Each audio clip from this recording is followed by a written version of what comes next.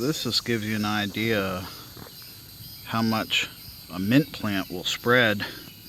This little tiny guy here seems to be coming up all by itself, but if you dig down,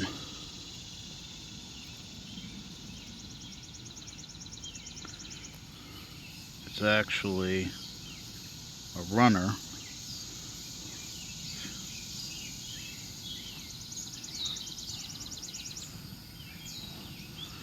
Coming over from the main plant.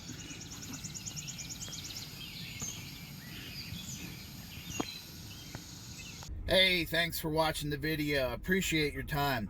Please leave a comment down below. We're all about sharing knowledge and bouncing ideas off of each other. That's what YouTube's all about, and that's what my channel's all about. If you like the video, please hit that like button. And if you want to stick around for some more, please subscribe. Again, appreciate it. See you on the next one.